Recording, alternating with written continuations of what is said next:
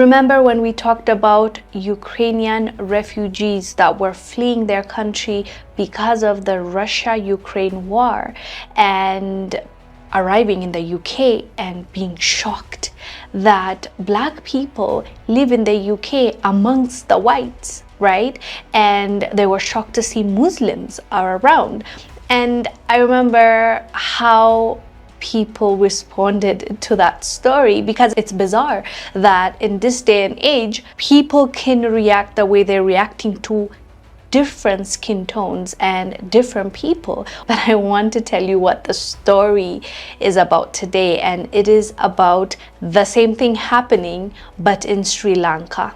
This time around, Russian and Ukrainians that left the war and went to different countries as refugees, as people that need help from these different countries and different people, how they are acting in other people's countries. And in Sri Lanka specifically, they have allegedly opened a white-only bar. Been criticised by locals for allegedly setting up whites-only bars. After a whites-only event sparked outrage on social media, Sri Lanka might just as well kick out all Russian and Ukrainian tourists from off her shores anytime soon.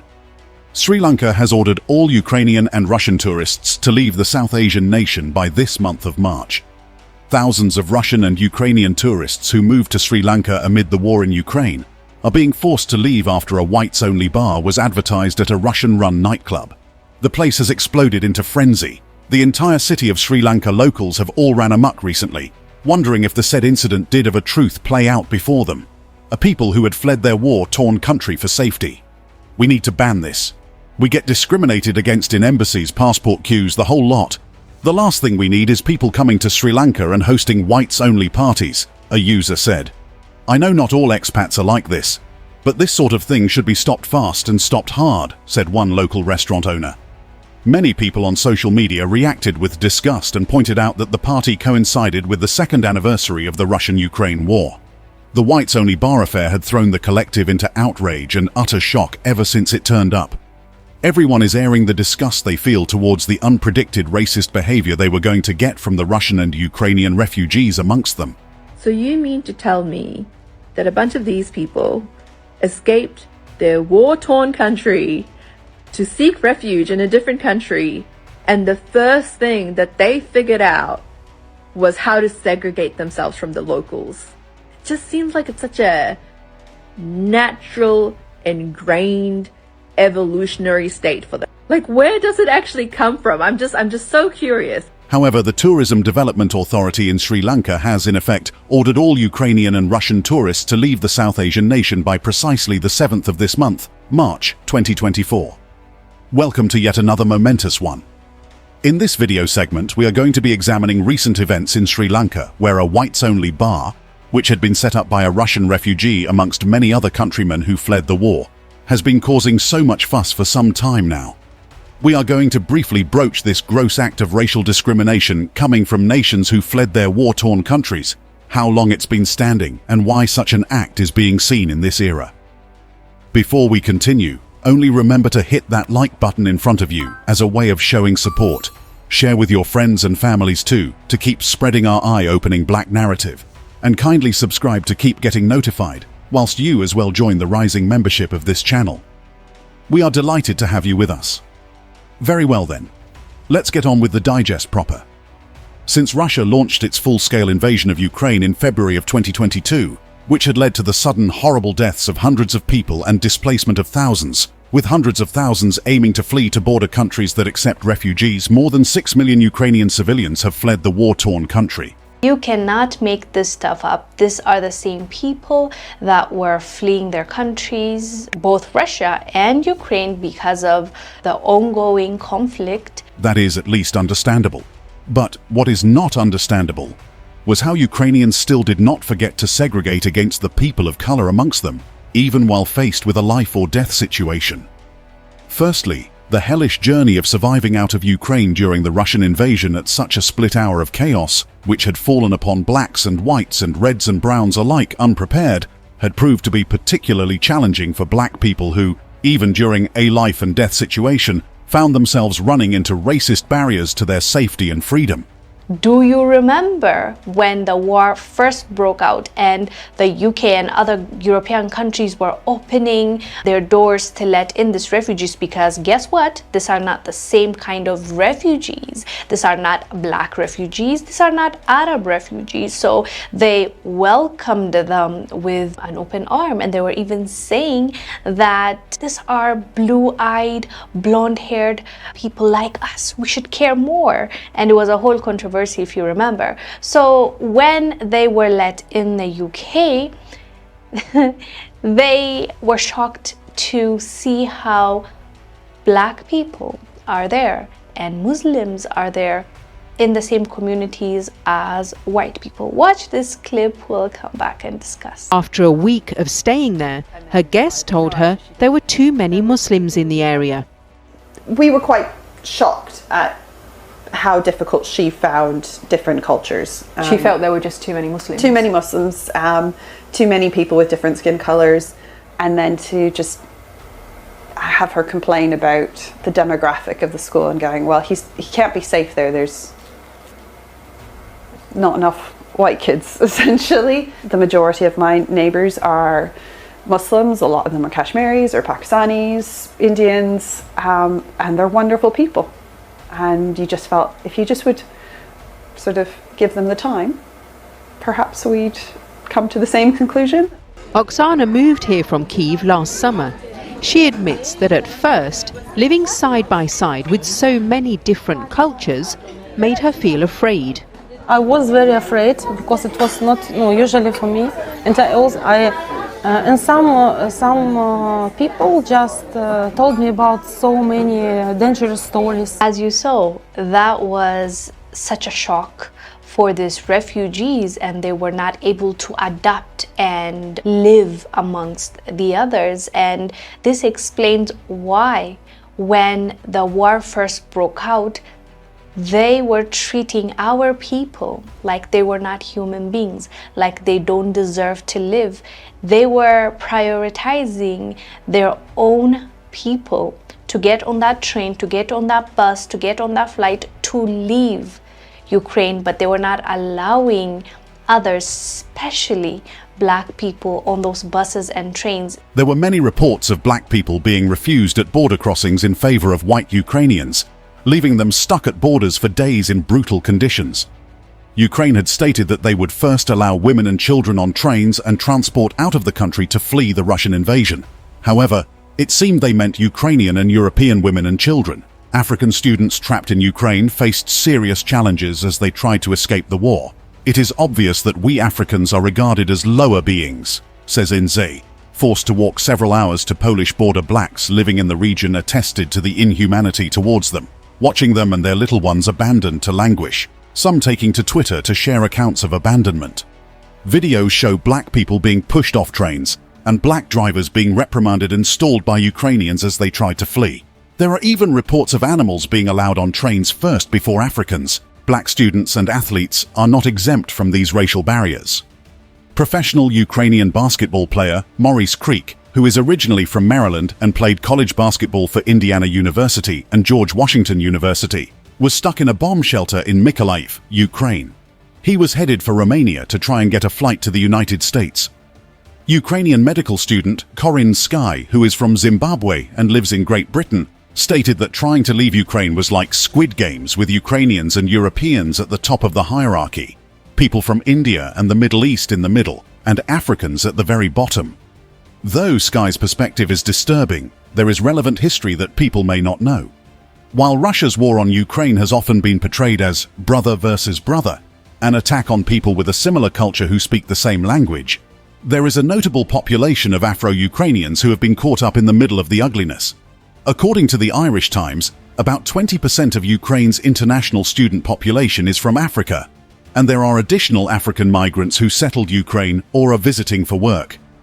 While comprehensive demographic data isn't available, the report says there are a few thousand black Ukrainians who have settled in some of Ukraine's largest cities. These populations have faced racism within Ukraine's borders for years, and some of that ugliness had come out. as Africans and black Ukrainians attempted to flee the cities that were being shelled with deadly artillery during Russia's invasion. A BBC reporter relayed the account of a Nigerian medical student who was held for more than 7 hours at the Poland border because guards were insisting on letting Ukrainians through first, suggesting that black people are somehow other and less in need of safety. Meanwhile, a Nigerian national, Osaruman, who is a father of 3 and has lived in Ukraine for more than a decade, told the Independent Reporters, an online media outlet, that he and his family members were asked to get off a bus that was on its way out of Ukraine. They were told no blacks were allowed on board. "In all of my years as an activist, I have never seen anything like this," the man said most solemnly. "When I look into the eyes of those who are turning us away, I see bloodshot racism. They want to save themselves and they are losing their humanity in the process," he told the publication. Or rather, should we say that to them, the saving of their heads and that of families and people while segregating blacks is what they have always seen and would always see as humanity? "I cannot imagine a scenario where white Ukrainians would ever be denied asylum," Osarumen had continued bleakly. "So how they're treating us is unwarranted. It's baseless. We are all escaping, so let's push a common thread." But that is not how they see you, Osarumen. There's always been racism entrenched both in the Russian and Ukrainian system. Africans now attending schools in what is now Ukraine dates back to the 1920s, and the Soviet Union, now Russia, started formally recruiting Africans to attend college and professional schools in 1957. Not a coincidence. 1957 was the year that Ghana gained its independence from Great Britain. Though the pathway to a visa in Ukraine and less expensive education costs are appealing to African students, economic depressions in southeastern Europe resulted in the rise of anti-immigrant prejudices and racial discrimination against Africans. Following a series of race-related murders of Africans in 2007, Ukraine passed anti-racism legislation. Hate crimes decreased to a certain extent. Still, Africans report regular occurrences of racial prejudice and name-calling, like monkey. Comments made by Ukrainian officials and journalists covering the conflict revealed this deep-seated racial bias held against people of color amongst them. In describing the traumatic impact of the Russian invasion to the BBC, Ukraine's former Deputy General, Prosecutor David Sakvarilidze, stated, "It is really emotional for me because I see European people with blue eyes and blonde hair being killed, children being killed every day with Putin's missiles." He had actually scrapped out blacks from his statement. The BBC journalist interviewing him did not challenge the comment. Al Jazeera English news anchor Peter Dobby described people in Ukraine who were fleeing to Poland, Hungary, Romania, and Moldova. "We are playing some of the latest pictures of refugees on trains trying to get on trains or get out of Ukraine. And what's compelling is just looking at them the way they are dressed. These are prosperous middle-class people. These are obviously not refugees trying to get away from areas in the Middle East that are still in a big state of war." While Fobby spoke, he actually referred to the blacks who were being thrown out of the train. But yet again, it seems he wasn't bold about it, so he sounded quite vague, but everyone knew what he was talking about. "These are not people trying to get away from areas in North Africa," Dobby continued. "They look like any European family that you would live next door to. There's more."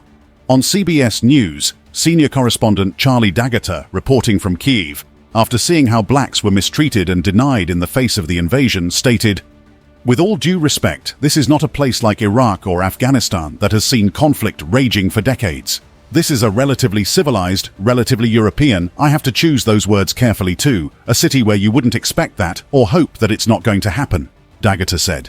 But it did happen. And Africans were turned down, betrayed yet again, even in the frightening face of a life and death state, a do-or-die affair. They were looked down on, trampled on, as though they weren't also humans whose lives are precious. And although the CBS News senior foreign correspondent, Charlie D'Agata, and several other journalists whose unwitting remarks were picked on, had apologized later on for the lapses made, their characterizations, D'Agata's for instance, was amongst a flurry of similar commentary in the media that critics have slammed as racist, and in some cases, historically inaccurate. Or could a people be civilized by being barbaric? Clips of the moment had drawn millions of views and condemnation from many people, including historians and journalism organizations. Let's have a look at some of the indignations expressed, starting from Mostafa Minawi, an associate professor of history at Cornell University, who had written on X, formerly known as Twitter, that year of the invasion. "As someone who has lived through wars and invasions with the world watching, I deeply empathize with the Ukrainian people," Mostafa Mina wrote. The deeply racist coverage has been very telling as well. I wonder what would lead someone like Dagata to think it is okay to compare the value of people's lives and who qualifies as civilized. Nada Issa, a reporter at the Chicago Sun-Times, tweeted, "If that's the version where he chooses his words carefully, was the alternative just going to be, these are civilized white people and not uncivilized brown people?" The Arab and Middle Eastern Journalists Association, AMAJA, had as well released a statement in response to coverage of the Ukraine crisis, citing Dagata's remarks as one of several examples of racist news coverage that ascribes more importance to some victims of war over others. In its statement, AMAJA had warned newsrooms not to make comparisons that weigh the significance or imply justification of one conflict over another. This type of commentary reflects the pervasive mentality in Western journalism of normalizing tragedy in parts of the world, such as the Middle East, Africa, South Asia, and Latin America, the group said. It dehumanizes and renders their experience with war as somehow normal and expected. European has become a code word for white and a justification of the primary reason that people should care about the conflict, displacement, and killing. Bloody conflicts in Syria, Somalia, and other places have not received the wide-reaching international media coverage or urgent international government action that the invasion of Ukraine has inspired. This outcome had appeared unsurprising to many people who could tell just why. Much like how the history of African enslavement in the United States still haunts black countries in many ways, the legacy of African colonization in Europe is still surfacing, even amid a war that threatens the very existence of an entire country. Looking at the sad picture of just how racial segregation against the black color has not for once ceased, even in the face of a life-threatening war which actually is upon the collective, one can't help but imagine curiously what it's like being black in Ukraine or in Russia. But that would not be in this video. As though running for their dear lives isn't enough to create a sudden change of mindset, Ukrainian refugees who had fled from the ruthless invasion of Russia, and Russian refugees who had also fled their country in fear of being drafted, did not, of all things, leave behind their racist mentality. Like an incurable festering disease, they had flooded Sri Lanka with nothing other than the reasonless, venomous hate for the people of color. As the Russia-Ukraine conflict continues, according to official data, Sri Lanka had earlier welcomed around 300 to 400 Russian and Ukrainian nationals, whose numbers had over time increased into hundreds of thousands who had fled the fighting, on free tourist visas. Russians have been flocking to the island since the Ukraine war broke out. After many countries placed restrictions on Russia nationals following the invasion of Ukraine in February of 2022, many Russians have flocked to Sri Lanka when it effectively offered near-indefinite stays, and thousands of them are thought to have remained there since. Priantha Fernando, the chairman of the island's tourism body, related this information to one of the press agencies of Reuters, a major media presence online. Hundreds of thousands of Russians and Ukrainians came on a 30-day tourist visa to the country before and during the war, and many have remained on extended visas. Amongst them, many have begun setting up businesses. Some have opened nightclubs and restaurants in the coastal towns, whereas some of these are being illegally run, according to reports. However, from the look of things, it is evident that these people are not about to leave Sri Lanka anytime soon. Over 288,000 Russians and nearly 20,000 Ukrainians have traveled to Sri Lanka in the last 2 years since the war began, according to official data. It's unclear how many of those remained in the country beyond the usual 30-day duration of a tourist visa, but thousands are believed to have remained, obviously, especially when a major population amongst them are those attempting to avoid being drafted into the military, and the talk about being drafted into the military. This has been the sole reason behind the mass exodus of Russians for the past 2 years now. Russian President Vladimir Putin's decision to call up 300,000 military reservists to join the war in Ukraine has created chaos in Russia. While men are being summoned to the front lines to fight in the war on short notice, others have fled the country to escape the draft. Tens of thousands of men desperately fled Russia ever since President Vladimir Putin announced he'd be drafting Russians to join the war effort against Ukraine. Since the announcement, there have been chaotic scenes around Russia. Men are being summoned to join the army in droves, in many cases being taken from their homes at short notice. Moscow officials said the plan was to call up some 300,000 people with combat experience. However, Russian media reported that the number of conscripts could be as high as 1.2 million. Human rights groups, as well as Russian citizens affected by the draft, say men who do not fit that criterion Prisoners, and even anti-draft protesters are also being rounded up. This sparked frantic scenes at various borders, as tens of thousands of Russian men scrambled to flee from a country whose roots and borders were gradually closing in on them. Finland joined Poland and the Baltic states in shutting its border to Russian tourists, and this closed one of the few remaining routes to Europe. Those who managed to escape did say that flights out of the country were costing as much as $10,000 per seat, and those who took land routes to places such as Georgia were facing 3-day queues to get out. They also revealed they had to pay hundreds of thousands of rubles in bribes to local security officers to get out. It was this devastating.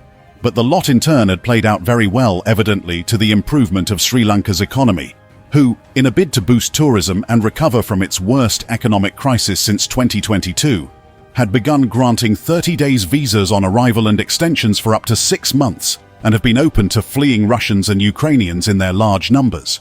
However, Sri Lanka has stopped issuing visas to Russians and Ukrainians fleeing their war in Europe, and has given the nearly 250,000 Russian and Ukrainian refugees already in the country 2 weeks to leave Sri Lanka and return to their countries.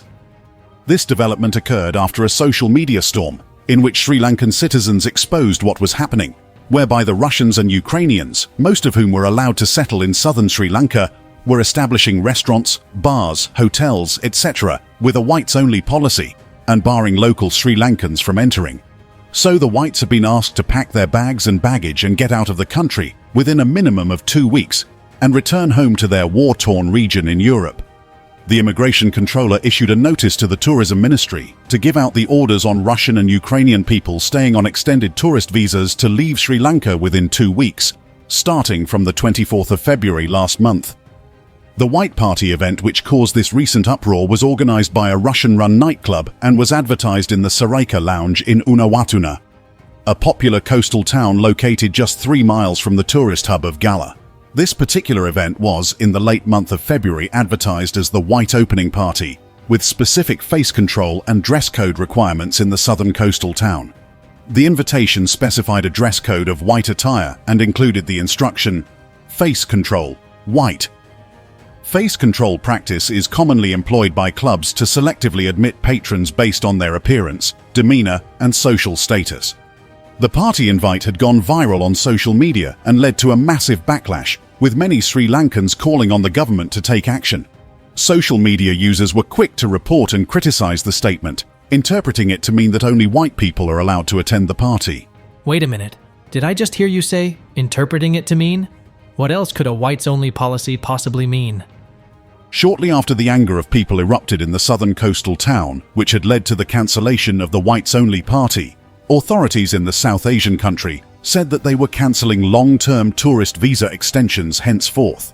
The Sri Lankan Tourism Development Authority had announced that it would be scrapping free long-term visa extensions for Russian and Ukrainian tourists, although a 14-day grace period would be allowed to those without new visas to stay until March 7th. Tiran Alice, the Public Security Minister for Sri Lanka, told reporters that the nationals will only be permitted to stay in the country on a paid visa extension.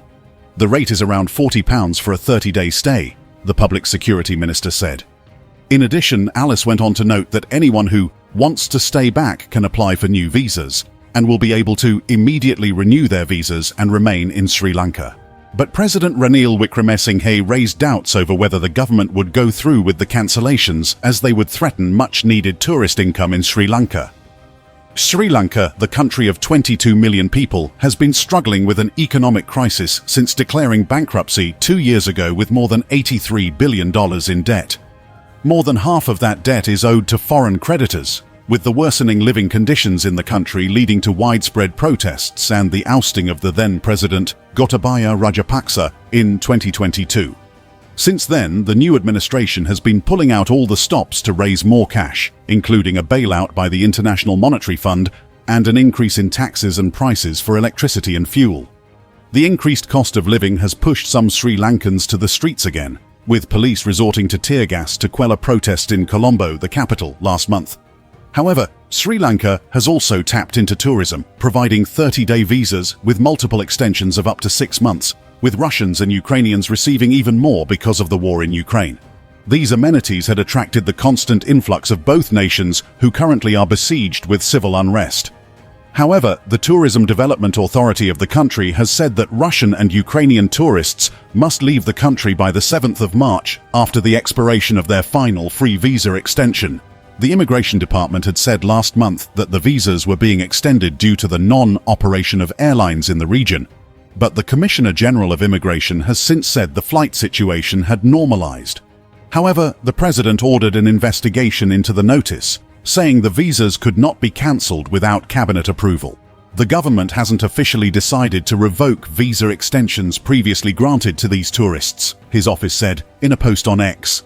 In a post on Instagram last Friday, the bar said it had cancelled the event, where 3 Russian DJs were due to perform, and will never support various racist statements or organizations. On Instagram, a user who claimed to be one of the whites-only party organizers apologized as well, saying, "There was no malice or racism in this. We wanted to meet expats who have been living here for a long time and love Sri Lanka," the user said, adding that the racist accusations against him have led to threats and abuse that have forced his family to move off of the island. In addition, the Russian embassy in Colombo also responded to the allegations. According to unconfirmed data, the embassy had said in a statement, "The main promoter as well as the owners of a bar who agreed to accommodate the party are Russian citizens." While urging Russian nationals to comply with the country's rules and regulations, the embassy said that Russia strongly condemns all forms of racial discrimination. In closing, fleeing war shouldn't be an excuse to export prejudice. Sri Lanka, a land of rich cultural tapestry, deserves better. We must remember, shared humanity transcends borders and skin tones, and the scars of conflict.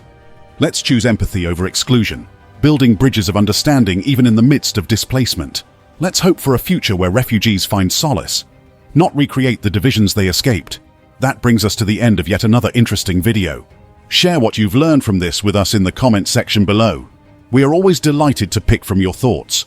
Do not forget also to support our works by hitting that like button in front of you. Share with your friends and families to keep spreading our eye-opening Black narrative, and kindly subscribe to keep notifications for more. We are happy to have you with us. Thank you for watching.